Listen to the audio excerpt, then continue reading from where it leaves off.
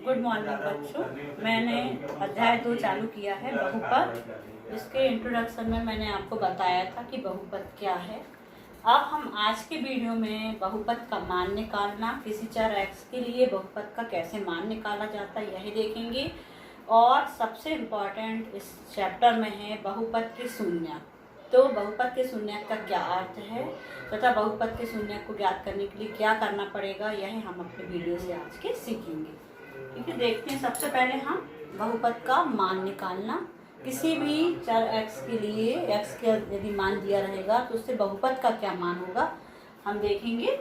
देखिए, यदि px कोई चर है आपका, ठीक है, और px चर जो है वो 2x + 3 के रूप में हमने एक मान लिया। ये आप समझ गए होंगे कि जो ये बहुपद है आपका, ये कौन सा बहुपद है? रैखिक बहुपद है, क्योंकि इसमें चर x की जो अधिकतम घात है वो कितनी है? कुछ भी नहीं है, मतलब वहाँ बन छिपा हुआ है तो बन है, इसलिए इस बहुपद को हम रैखिक बहुपद कहेंगे। अब मान लीजिए आपसे कहा जाता है कि x = 2 पर बहुपद का क्या मान होगा। ठीक है, तो x = 2 पर बहुपद का मान निकालना है आपको। तो इस बहुपद में हम x के स्थान पे क्या रख देंगे? 2 रख देंगे। ठीक है, देखिए आप, x की जगह पे हमको 2 रखना है, और यहाँ पर भी जहाँ जहाँ x था वहाँ पर हम x की जगह पे क्या रखेंगे? 2 रखेंगे। और यही जो मान रखेंगे हमेशा हमको ध्यान रखना है, हमको मान हमेशा कोष्टक के अंदर रखना है। ठीक है, तो हमने यहाँ पर x = 2 रखा और यहाँ पर हमने इसको जैसा था वैसा लिख दिया पूरा। अब यहाँ पर कोष्टक का मतलब होता है गुणा, तो 2 का गुणा 2 से किया तो कितना आएगा? 4, धन है तो धन लगाइए, और 3 है तो 3, और 4 और 3 को जोड़ देंगे तो कितना आ गया? 7। तो आपने देखा कि x = 2 के लिए बहुपद का मान कितना हो गया? P2 = 7 हो गया। ठीक है, इसी प्रकार हम x = 4 के लिए, x = 3 के लिए निकालें। ठीक है, x = 3 के लिए देखिए आप बहुपद के मान में, तो अपन क्या करेंगे? x की जगह पे हम 3 रख देंगे, 3 रख देंगे, 2 3। ठीक है, 3 दूनी 6 + 3, ये 9 आ गया। तो इस तरह से हम x के अलग अलग मान के लिए इस बहुपद के अलग अलग मान ज्ञात कर सकते हैं। ठीक है, पर आपने देखा कि x = 2 रखा तो हमको मान मिला कितना? 7। x = 3 मान रख रहे हैं तो हमें कितना मिल रहा है? 9। अब हम आपसे प्रश्न पूछ रहे हैं कि कोई ऐसा मान संभव है जिसे हम x में रखें और हमें पूरे बहुपद को हल करने के बाद 0 मिल जाए। ठीक है, तो वही मान जिसको रखने पर, बहुपद में रखने पर बहुपद का मान 0 हो जाता है, ऐसे मान को हम कहते हैं बहुपद का शून्यक। तो अब आप देख रहे होंगे कि इसमें प्लस लिखा है, 2x + 3, तो शून्यक का मान हमको कैसे मिलेगा? ठीक है, ऐसा मान कैसे मिलेगा कि x का मान हम रखें और हमें बहुपद का मान 0 हो जाए। ठीक है, तो जो हम x के मान रखते हैं, अभी तो हमने ये पूर्णांक ले लिए थे 2 3, हम जो x के मान हैं वो ऋणात्मक भी रख सकते हैं, x का मान कोई परिमेय संख्या भी हो सकता है। पर प्रश्न है कि यदि हमें इस बहुपद का शून्यक ज्ञात करना है, शून्यक का क्या अर्थ हुआ? x का ऐसा मान जिसे रखने पर, जैसे हमने रखा था, x का मान रखा तो P2 का मान कितना मिल गया था? 7। यहाँ x का मान हमने 3 रखा था तो P3 का मान मिल गया था 9। तो ऐसा कोई मान हम रख के देखें x का कि इसको हल करने पे हमें कितना मिल जाए? p का मान, px का मान कितना मिल जाए? 0 मिल जाए। तो ऐसा मान कहलाता है बहुपद का शून्यक। तो अब हम बता देते हैं आपको, हमें यदि बहुपद का शून्यक ज्ञात करना है तो हम कैसे ज्ञात कर पाएंगे कि कौन सा मान रखें। तो इसके लिए क्या करना पड़ेगा? आपको लिखना पड़ेगा शून्यक के लिए या शून्यक ज्ञात करने के लिए क्या करेंगे हम? यदि हमको शून्यक का मान ज्ञात करना है तो हम px को किसके बराबर रख दें? हम 0 के बराबर रख दें।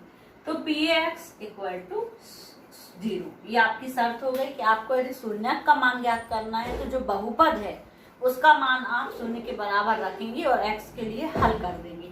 देखें, हम 2x + 3 को रखें, px का मान कितना था? 2x + 3 था, और इसको किसके बराबर रख दें? 0 के बराबर रख दें। और x का निकालेंगे हम मान, तो हम क्या करेंगे? 3 का पक्षांतर कर देंगे तो इस तरह आके ऋण में चला गया, और यहाँ पर निकालेंगे x का मान, तो ये कितना आया? ऋण 3/2। ठीक है, ये जो मान आया आपका, ये मान कहलाएगा बहुपद का शून्यक। ठीक है, हमारा जो रैखिक बहुपद था इसका क्या कहलाएगा, ये शून्यक कहलाएगा। अब हमने आपको जो शर्त बताई थी हम चेक करें ये सही में शून्यक है कि नहीं। कैसे चेक करेंगे, कोई मान दिया है प्रश्न, देखिए 1 नंबर के ऑब्जेक्टिव आपका इस तरीके से भी तैयार हो सकता है कि आपको कोई x का मान दिया हो और आपसे पूछा जाए कि क्या यह इस बहुपद का शून्यक है। तब हम क्या करेंगे, चेक करने के लिए जो मान है उसको x की जगह पे रखेंगे और हल करने के बाद यदि हमको शून्य मिलता है तो वह मान शून्यक कहलाएगा, और हल करने के बाद आपको शून्य नहीं मिलता है तो बहुपद का शून्यक नहीं कहलाएगा।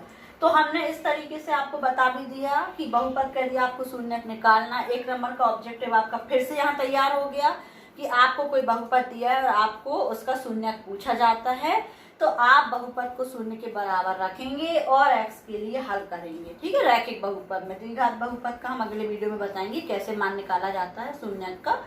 तो अभी हम बात कर रहे हैं रैखिक बहुपद की कि हमने उसको शून्य के बराबर रखा और x का जो मान निकालेंगे वो शून्यक कहलाएगा।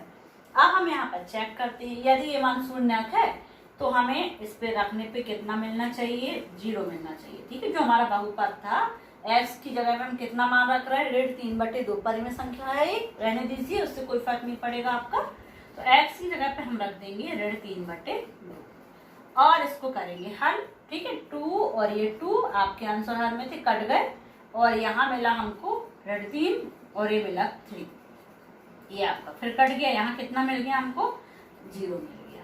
तो अब आपने चेक भी कर लिया कि इसके बहुपद में, इस बहुपद में x की जगह पे हम जब 3/2 रखते हैं तो मान हमें कितना मिलता है, 0 मिलता है। इसका अर्थ है कि x बराबर 3/2 इस बहुपद का एक शून्यक है। तो आपके 2 ऑब्जेक्टिव तैयार हो जाते हैं इस तरीके के कि आपको कोई बहुपद दिया हो तो आपसे शून्यक ज्ञात करने के लिए कहा जा सकता है, दूसरा आपको कोई मान दिया हो और चेक करने के लिए कहा जा सकता है कि यह मान जो है बहुपद का शून्यक है या नहीं है। और हम आपको आपकी परिभाषा भी बता देते हैं, यहाँ पर आपको बहुपद के शून्यक की क्या परिभाषा होगी, हम किस तरीके से उसको लिख सकते हैं। देखिए, उसको हम शब्दों में व्यक्त करना चाहें कि शून्यक क्या है तो उसके लिए हम क्या लिखेंगे, देखिए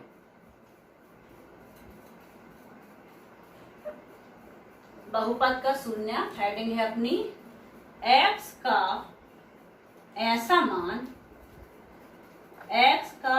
मान जिसे